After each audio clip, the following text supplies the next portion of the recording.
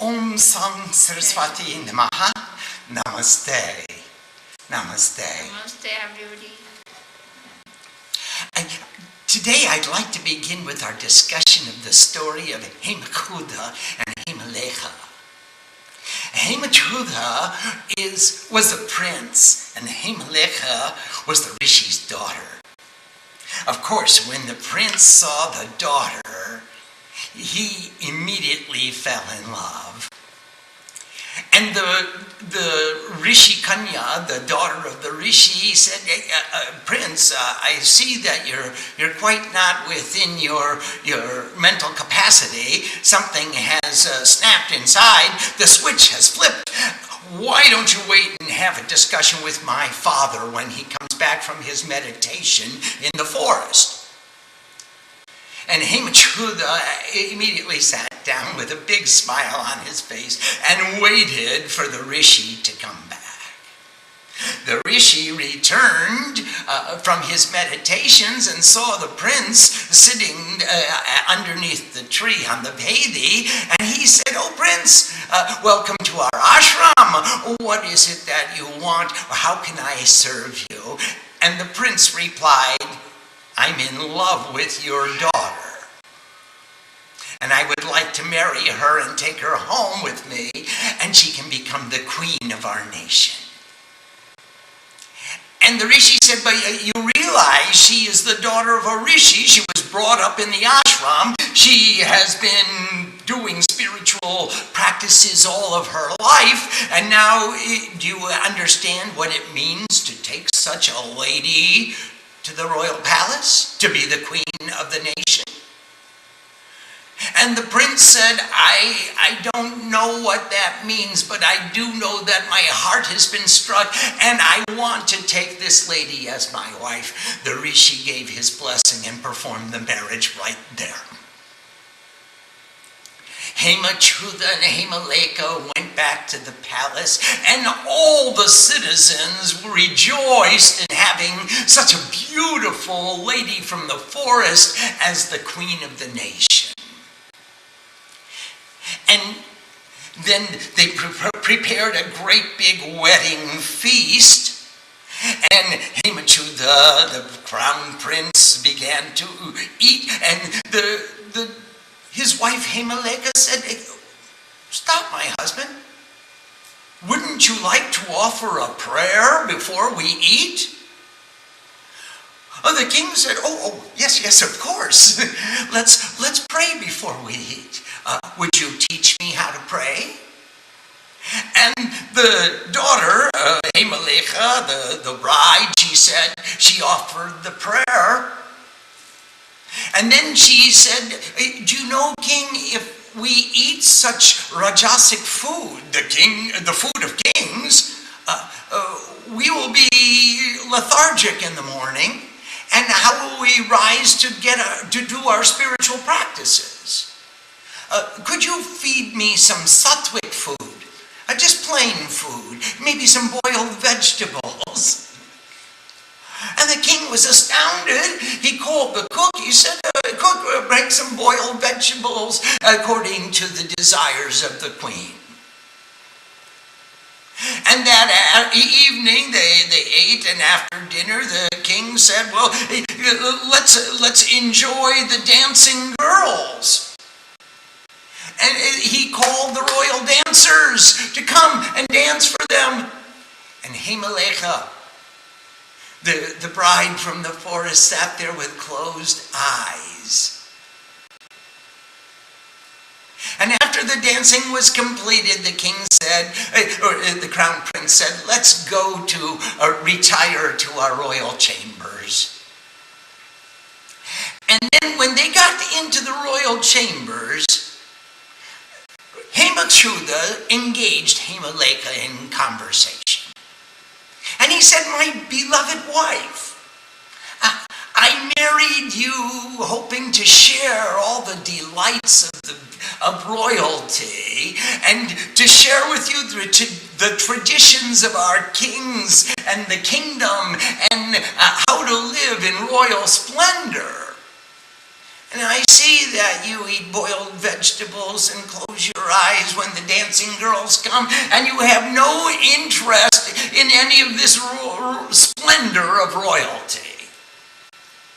Why is that? How can I enjoy without you?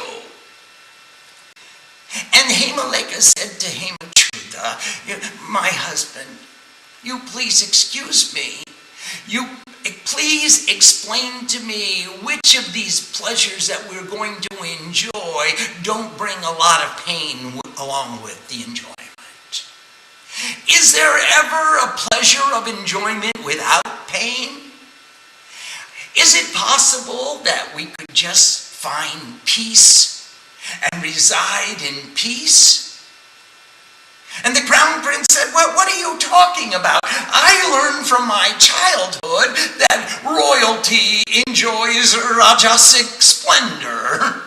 And this is happiness. It's happy when you eat exotic foods and when you see beautiful dancing girls and when you enjoy lush silks and satins and velvet sheets and all the splendor of the kingdom. You eat from golden plates and you use silver utensils. And my queen, my bride, this is how we were taught to enjoy and seek happiness. And Hemaleka said, my husband, how is it when you seek happiness, you're not fulfilled?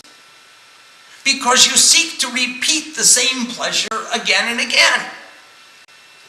Whereas once you find peace, you remain in equilibrium and balance. Then there is no question of seeking to repeat the same experience. You just maintain the peaceful nature, and there is no disruption to the soul. Well, what does that mean? Asked the crown prince. And Hemaleka said, this is how we meditate. We put our body into a harmony and balance. We put our breath into a harmony and a balance. We bring our mind into a harmony and balance, and we seek the equilibrium of union with God. This is something more than happiness. This is more than transient pleasure. This is the equilibrium, the bliss, the ananda of being in peace. Shanti, shanti, shanti. And Hemaleka taught Hemachyuta how to meditate. Well, the next day, the ministers came to have a meal with the king, or with the crown prince, and they found that all the food was sattvic. There was no rajasic bhog. There was no great feast. And they said to the crown prince, oh, what is the meaning of this kind of food? Where did you learn to eat like this? Oh, for so many years we have been dining with you, and now here we come and we find boiled vegetables and herbs and roots and fruits. And how did you transform? And Hemachyuta said, my ministers, I learned just last night that the food that you take in provides the fuel for the type of activity that you want to produce. And if you want to live in peace, eat the foods of peaceful beings. Well, the ministers ate the sattvic food and said, we see you sitting there with closed eyes. Are you performing some kind of meditation? And Hemachyuta said, yes, this is how I've learned to meditate. And he taught the ministers to meditate. Well, the big officers of the official functions of the kingdom, and the big businessmen came to the ministers to negotiate contracts regarding the administration of the state. And they saw that the ministers were practicing meditation and eating sattvic food. And the big businessmen and the officers of the state all began to practice meditation. And soon the workers in the factories and the farmers in the fields all would take out time for meditation. And the influence of Himalaya, the Rishi's daughter, spread throughout the kingdom so that everyone gave up hostility and they all began to cooperate and to work together, and there was peace and prosperity all throughout the kingdom. And that's the story of the surrender of Hemachyuta to Himalaya. The king assumed the qualities of his bride. And now I'd like to share with you a story of the Brahmin and a butcher. Once there was an aged Brahmin couple who had only one son, and his name was Kaushik.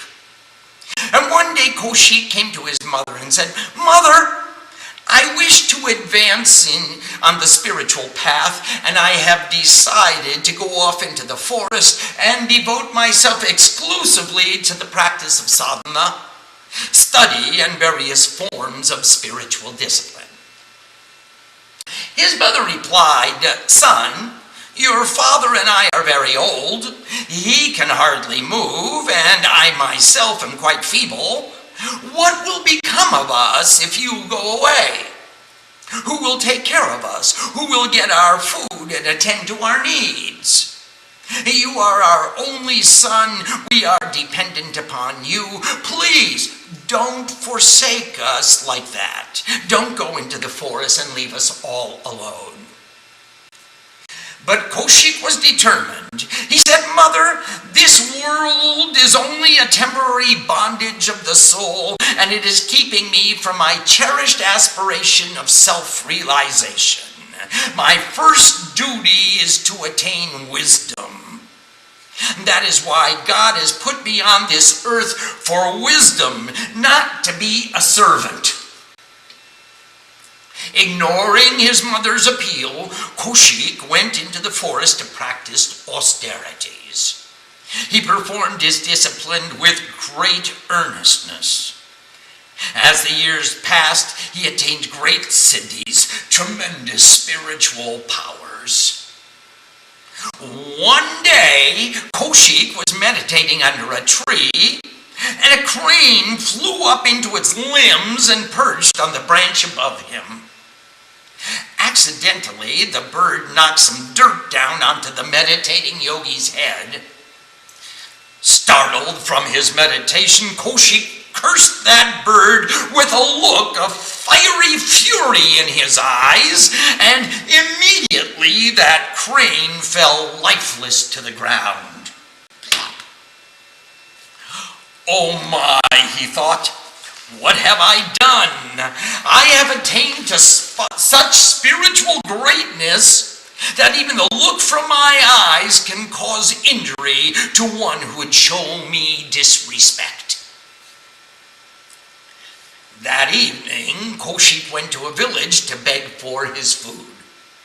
He came to a house where a very gentle housewife greeted him and bade him to wait one moment while she prepared some food for him. Just at that time, the lady's husband came home, and forgetting all else, she went to assist him. She offered her husband water for washing and made him to sit down to take food. Kaushik became angry at the neglect shown to him. "Having invited me to wait a moment, this housewife is completely ignoring me." Remembering the presence of the Brahmin again, the housewife returned with apologetic tones. "Please take your food," she offered, "and forgive me for taking so long." "Is this the way to treat a yogi?" he asked with voice trembling in anger. "After inviting me to wait, you ignored me completely? Have you no respect for my attainments?" "O revered Brahman, please forgive me, but a woman's first duty is to her husband. When I saw him coming home tired and hungry, I forgot about everything and everyone else. I am so sorry to have offended you. Please take your food and forgive me." "Don't you know the power of a Brahmin? Have you no fear?" he chided her.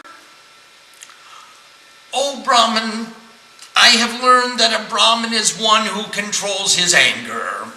So please do not threaten me, O learned one.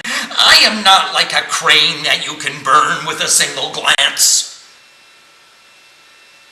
How does she know about the crane, Kaushik thought. But instantly the virtuous woman continued, "No doubt, O Brahmin, you have attained great learning and tremendous powers in your years of discipline, but you have not yet understood the truth about virtue. Your spiritual attainment is little more than the ability to kill a bird with your anger. I have attained to real spiritual knowledge by serving my husband and family with pure love and devotion. Now you are to learn about true virtue, but I am not your teacher. If you want to know more about this subject, then you should look for the man known as Dharmavidya, who resides in the city of Mithila. You go find him and he will be your guru." Kaushik was humbled. "I am very grateful to you and I will do as you say." He bowed and departed in the direction of Mithila. "This Dharmavidya must be a great ascetic," he thought as he approached the city of Mithila. "I will go find him first." Entering the city, he asked the man on the street, "I am looking for Dharmavidya." He said, "You'll find him in that shop over there," came an incredulous reply. The man pointed to a butcher shop. What would an ascetic be doing in a shop? A butcher shop, no less, where they cut up dead meat, thought Kaushik. He timidly walked up to the butcher shop, and as he stood there gazing in perplexity, the proprietor stood up and came out to greet him. "Welcome, Holy One. I am Dharmavidya, the man you seek. I know you have been sent to meet me by the virtuous woman who is a housewife in a far-off village, and also I know for what purpose you have come." Kaushik thought, the woman knew about the crane that was slain by my glance, and this butcher knows about the woman who sent me. Certainly they must have some great knowledge which I do not. "Come, sir," said Dharmavidya, "let's go to my house. This is no place for a holy Brahmin such as yourself. Such a sinful profession does not befit one such as you, venerable sage. You must be ashamed of the work that you do," said Kaushik. "No, I am not ashamed," replied the butcher. "I am engaged in my family trade, and I work hard and honestly at it. There is no reason why I should be ashamed for my work. There is no man alive who is completely free from causing injury to another life. As we walk, we cannot help but to trample forms of life on the ground. The air we breathe is full of living organisms which perish within us. And doesn't the farmer destroy numerous creatures when he plows his field? But please, sir, come in and accept the hospitality of my humble home. This is my wife and my children, and I looked after them the best as I can. come in and meet my aged parents. My parents are my deities. My wife and children and I attend upon them with devotion and love. I consider that caring for them is my greatest duty, and in doing one's duty cheerfully lies true virtue. And that is what the blessed housewife sent you to learn.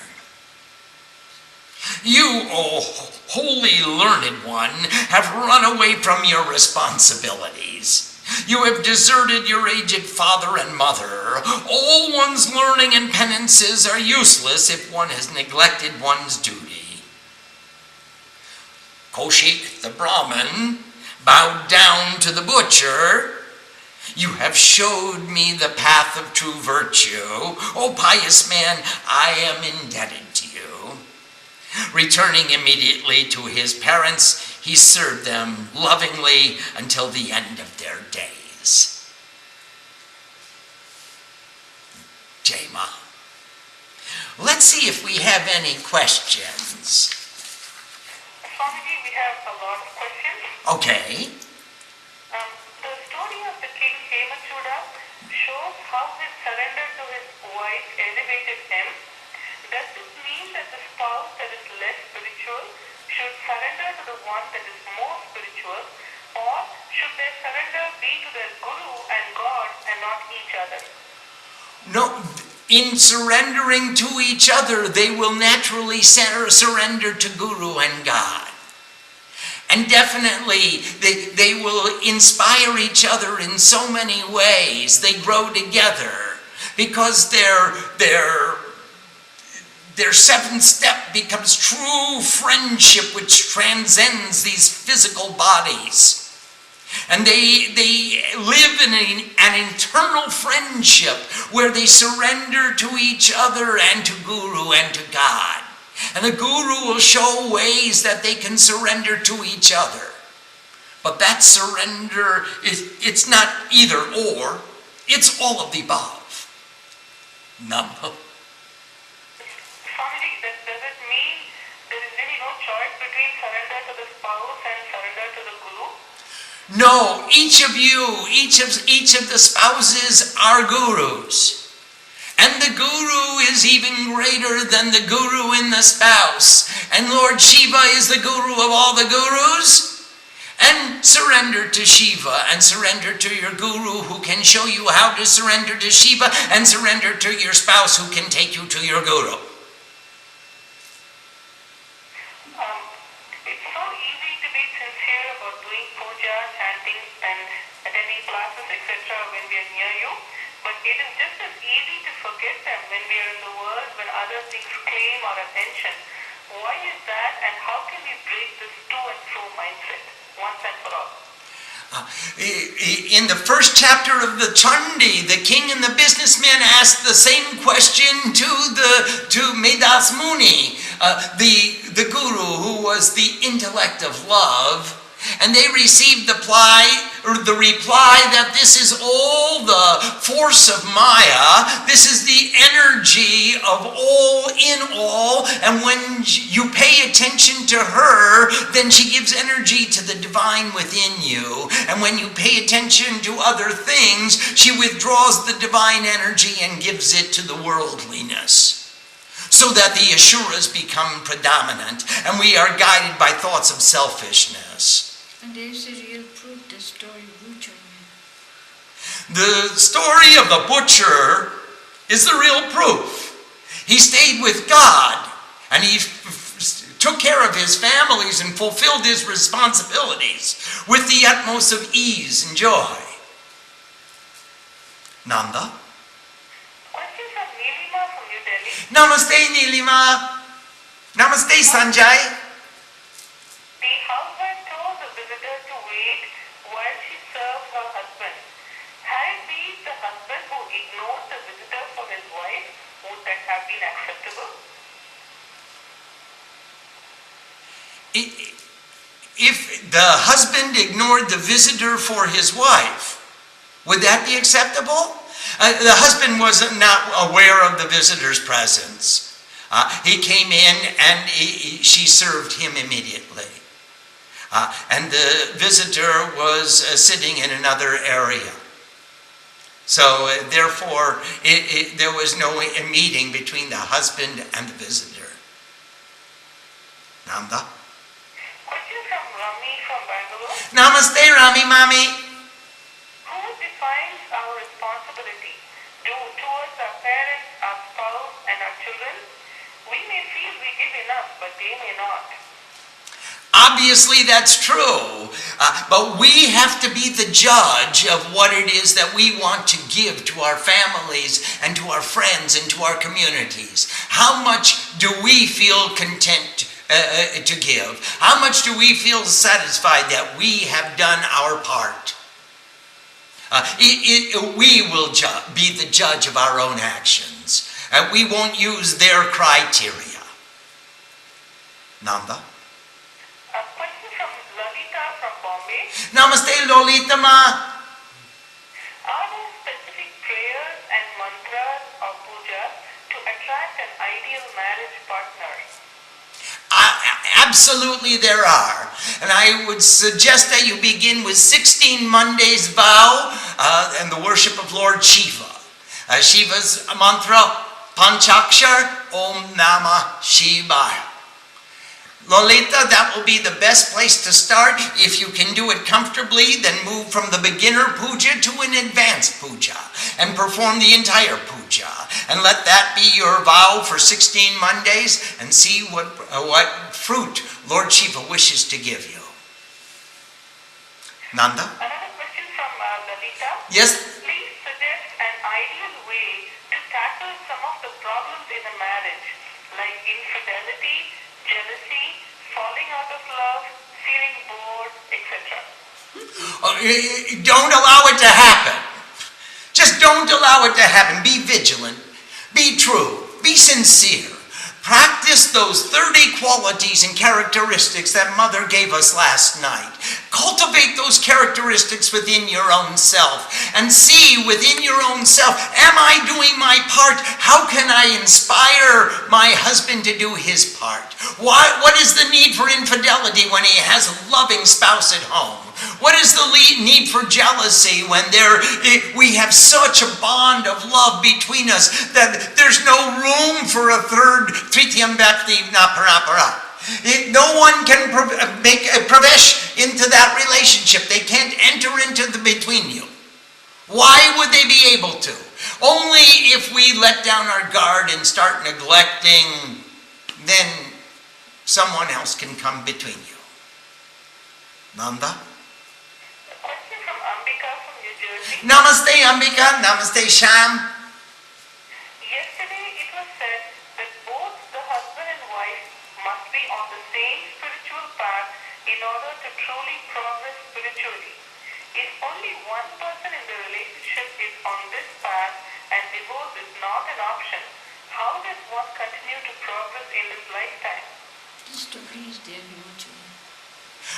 This story of Hemachuda, Mother is saying, is a classic example of how she made him to surrender. She led him by being soft and gentle. Now, when we say the spiritual path, we're not exactly proclaiming, oh, he prays in Latin and she prays in Sanskrit, or he prays in Hebrew and he prays in Greek. That's not the spiritual path, is loving each other more than we love anything else. Now, how do we keep that alive? We have to cultivate that. We have to work at it. We have to serve each other and love each other. Demonstrate continually the sincerity of my love. And then we don't have any time for any of this other nonsense. Oh, he's not on my path, I'm not on his path. Our path is one. We love each other. Now, when he prays in Greek, I'll pray with him to the best of my ability.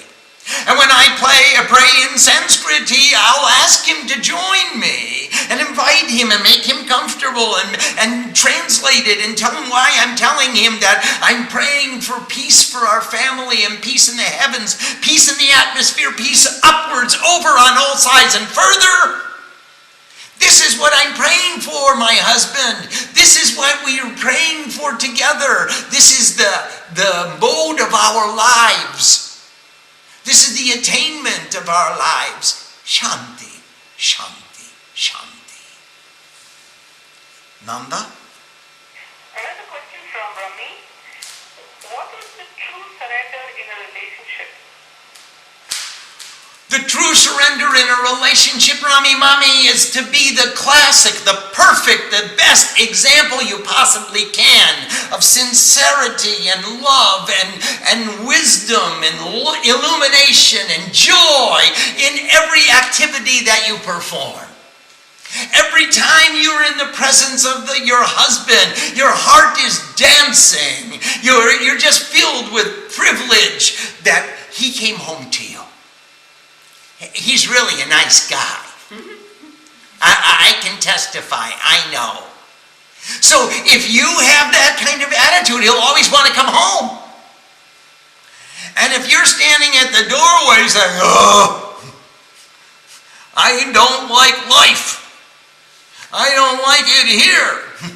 I don't like anybody. Then he's going to say, wow, I don't want to go home and hear her complaints. I want to be filled with inspiration too.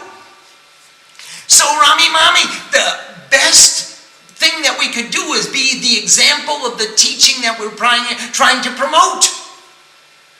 We have the responsibility to be the solution to the problem, not the problem. Nanda? Question from Chandrasekhar from Mysore. Namaste, Chandrasekhar. Sometimes the girl and the boy like each other, but the horoscopes don't match.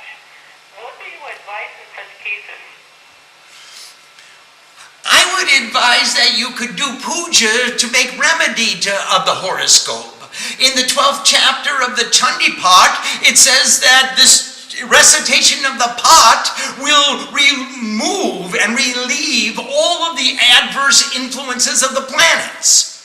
And therefore I would recommend you sit down with your bride and the two of you recite the Chandi Path every day until the horoscopes, they become horoscopes.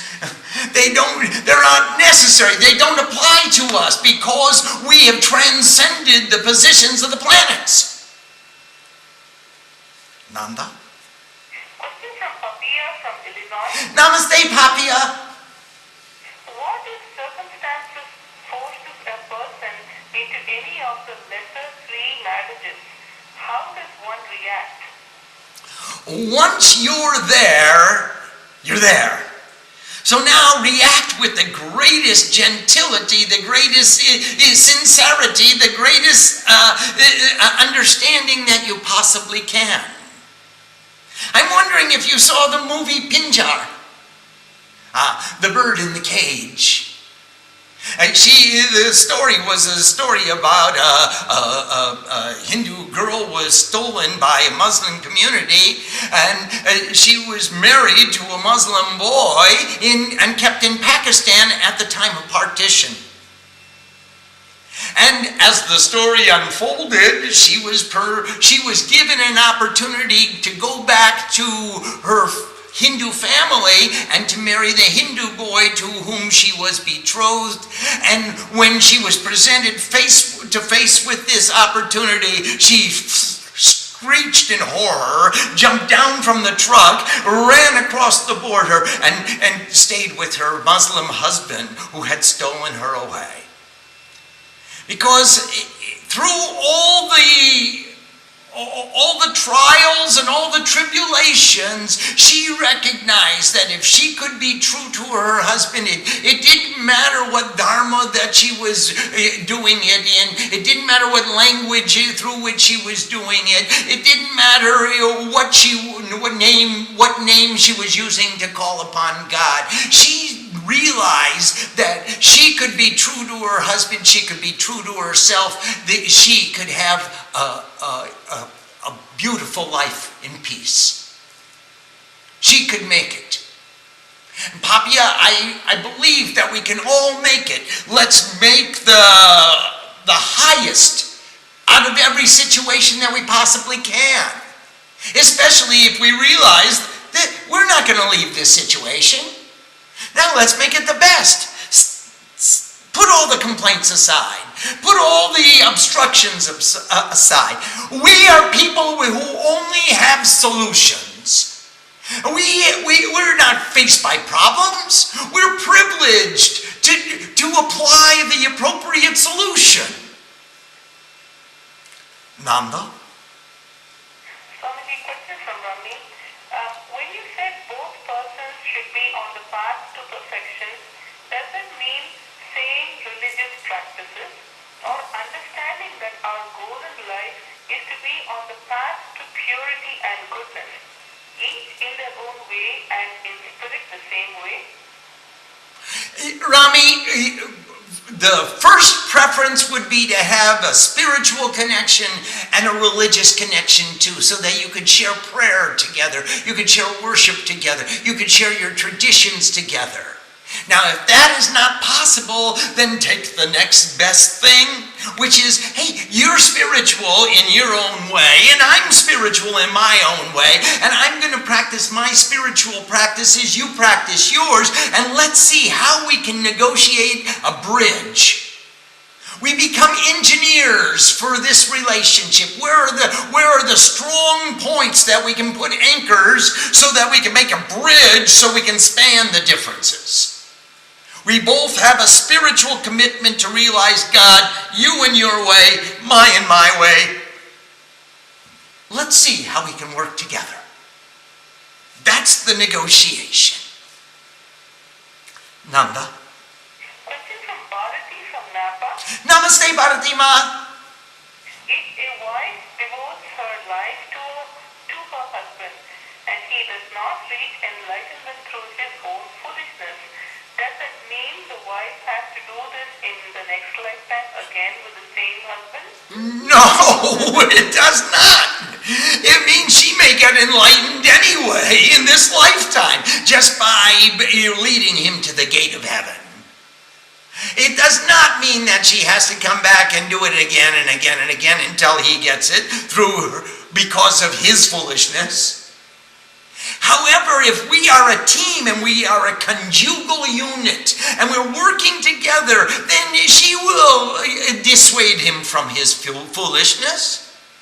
She will be the Hemalecha to his Hemachuda, and she will inspire within him the discrimination, so he'll want to do it right. She will inspire within him, and then she will attain liberation whether he does or not. Nanda? Swamiji, it is said that marriages are made in heaven. Does it mean we really have a choice in our mates, or is it predestined? Wow. Do you know we are all children of the Divine Mother and the Divine Father? The Divine Mother is the goddess of karma. She says, it is, as you sow, so shall you reap. It is predetermined. You're going to get the fruit of your karma. The Divine Father, Lord Shiva, is Shiva Sankalpamastu. He's the Lord of Sankalpa. He's got a free will. You've got the opportunity to change it. You will get the fruit of your karma. You have an opportunity to change it. We are the children of both. You will get the spouse, which is predetermined, and some of us can choose not to recognize that or to select multiple partners before we find the one that is predetermined that we reach. Some of us may have seen many attempts to make it, to find that bhav of union, attitude of communion. And having tried and failed, we understood more and more what we're not looking for and what we are looking for. How do you make a partnership? What's the purpose of the partnership? Mother said the purpose of the partnership is to illuminate the 30 attributes within you. Please print those out, put them on the refrigerator, and every day ask ourselves, am I living up to this promise? Am I exhibiting these qualities? Nanda? Question from Tejaswini from North Carolina. Namaste, Tejaswini. Namaste, Ma and Swamiji. Circumstances may not allow a woman to serve her husband and family with the same intensity. How should she prioritize? Well, the family will prioritize together. Now, some women are extremely brilliant and they do an MBA in their spare time, and they have a career, and they also have a husband, they also have a family. They will have to prioritize according to the needs and the goals of your conjugal unit. Now, you have a beautiful, beautiful husband in Ravi. And he is certainly open to negotiating with you what is the best thing that we can do. We want to take care of our families. We want to take care of our elders. We want to nurture the next generation. We want to nurture each other. He will not accept mediocrity, and he will not put you down. Together you can understand how do you prioritize, but do it together and make a hierarchy of those goals, and then settle on a timeline for those goals, and then you can proceed efficiently and effectively. Don't just go out and get caught up. Nanda? Follow from Ambika.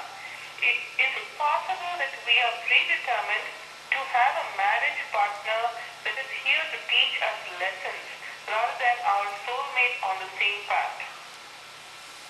It's very possible. So learn the lesson and then make that teacher your soulmate. You can't really learn without surrender. You have to open up and show respect. That's how we learn. And remember, respect is peace in the mind and peace in the heart, and I'm listening to you.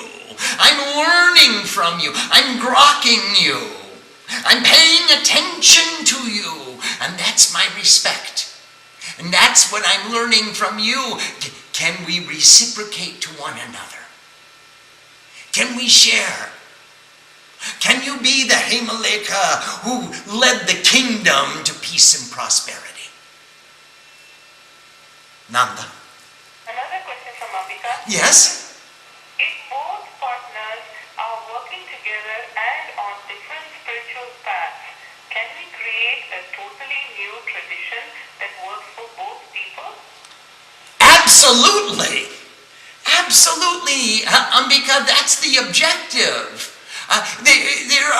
Every individual has his own path or her own path. The idea of the marriage is to fuse the paths and make it into something greater than the two of you. Certainly, you could become a Hindu. You could become a Buddha or a Buju. You could become a... There are so many possibilities to unite various traditions into your family tradition.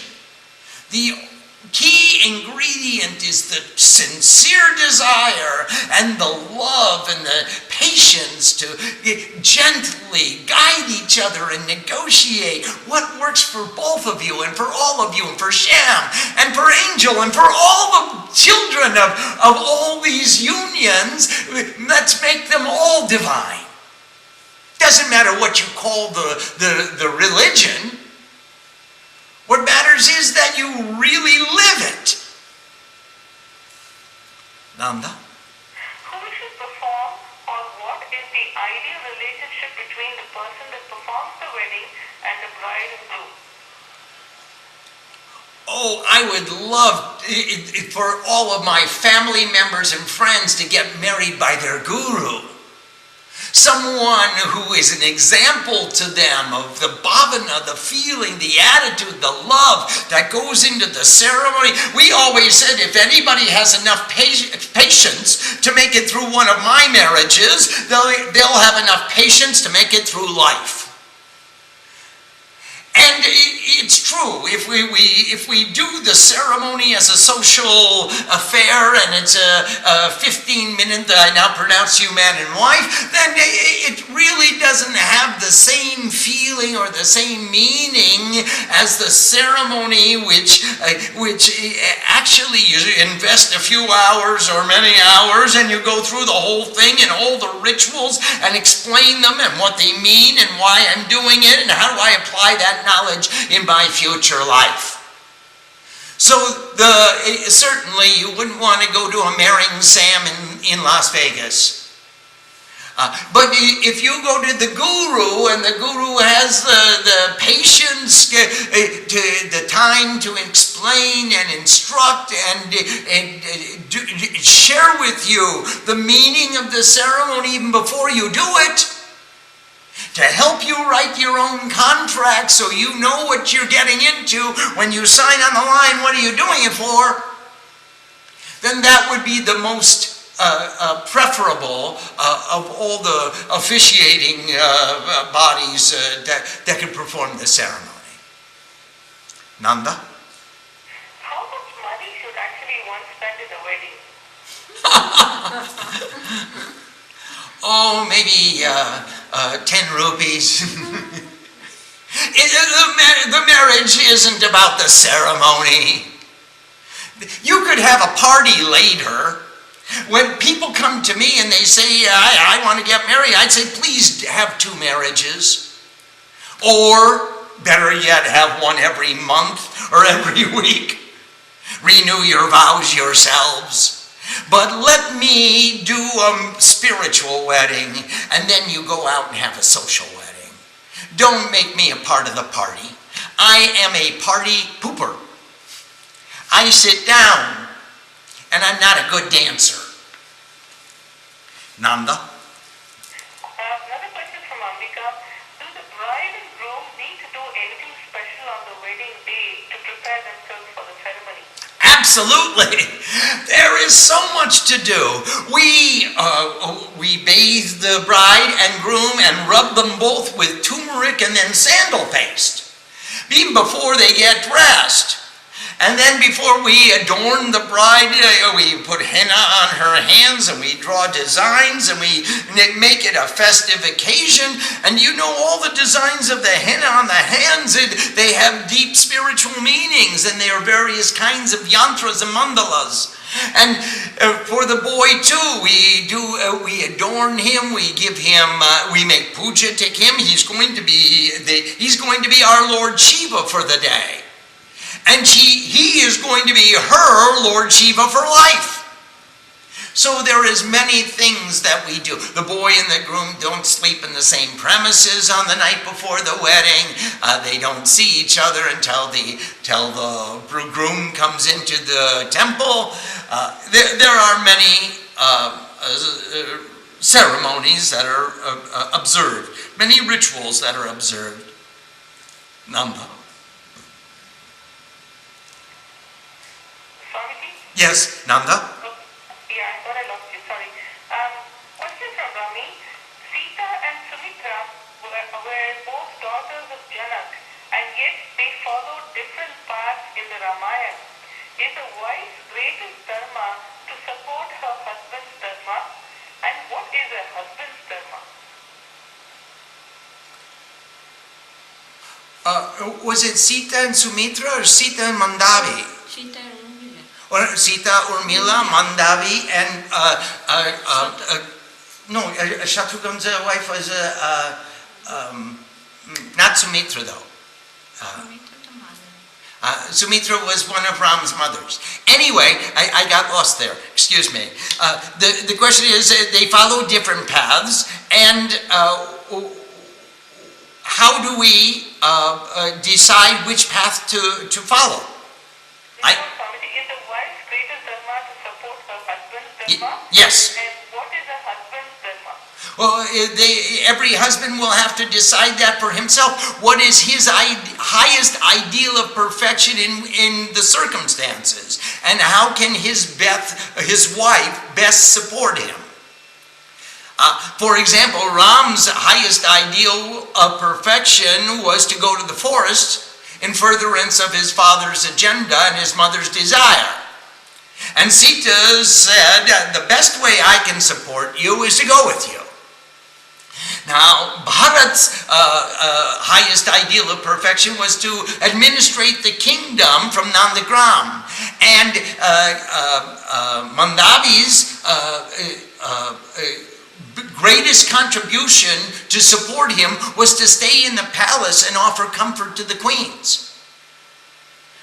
So in every circumstance, each individual will define, and the husband and wife will together define what are their roles and how we can best work together in order to fulfill all the unfinished business and make it finished. Make it punna, fulfill the sankalpa. Nanda? In our culture, it is considered disrespectful to disagree and negotiate with elder people like parents, teachers, elder siblings, bosses. How can we be respectful and loving while still not compromising on our spiritual goals? We have to ask the question and let them teach us, let them give us the answer according to the questions that we ask. So if we make them the teacher, if we make them the respected elder, please tell me how this kind of behavior is going to enhance my objective. How is it going to further my objective? How will we come closer to our goal by following this procedure? Nanda? What is the ideal relationship of the bride to her in-laws and of the groom to his in-laws? Well, in spite of Mantara, remember, she gave the curse. I curse all women that no mother-in-law will have a good relationship with her daughter-in-law. There will always be conflict. However, the highest goal between the mothers-in-laws and the spouses will be the respect and surrender and love and service. So you know that you're going to be in this relationship for a long time. You don't want to cultivate enmity. Let's be as serviceful as we can, as accepting as we can. I realize that people that are their ways are set in stone, they're not going to compromise as easily as people who are younger and more nimble and able to understand. So I'll accept a little bit more. Nanda? A question from Ravi from North Carolina. Namaste, Ravi Baba. Rama eventually left his wife to fulfill the duty of a king. How did he reconcile his different duties at that moment? His different duties at that moment. Do you know when Rama met Sita? And even he fell in love immediately. And even then, after he met Sita, he broke the bow and he won Sita as his wife.